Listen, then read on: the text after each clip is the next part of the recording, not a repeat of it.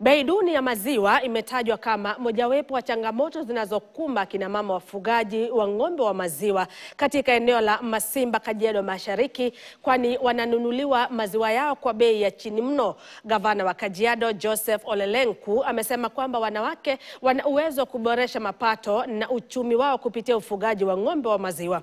Gavana Lenku amewarai wafanyabiashara wa maziwa kutonunua maziwa kwa bei inayowakandamiza wafugaji.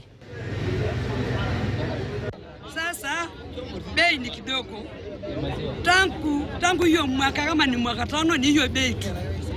Na sasa nataka uongezee sisi pesa ya maziwa. Na pesa nachelewa.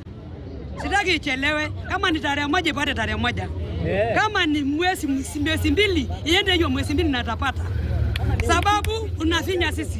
Maziwa yetu ni mzuri natoka kwa ng'ombe. Na ana bei mzuri. Bei ya maziwa. Bei ya maziwa iko chini sana. Tulikuwa tunaomba tusaidiwe na wale wanunuzi wa maziwa. Watuongezee bei at least tupate kitu ya kupeleka shule, ya kutumia nyumbani, na kila mtu atafurahia mambo na maziwa. Maziwa sasa ni mingi sana. Tuko na ng'ombe, tuko na mifugo wengi sana. Inastahili kwamba kwa sababu tuko na shortage ya maziwa kama taifa, tukue na incentive kwa wale wanahusika katika kuzalisha mambo ya maziwa. Na hiyo incentive inakuja kwa njia ya bei mzuri kwa maziwa na kulipa mara kwa mara. Hapo awali wakulima walikuwa wanalipwa kila wiki. Tumeona imeenda mpaka wiki 2 na saa zingine mwezi 1.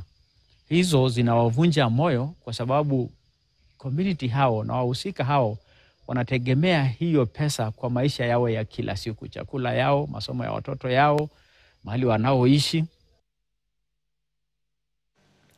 Mamia ya wakazi kutoka eneo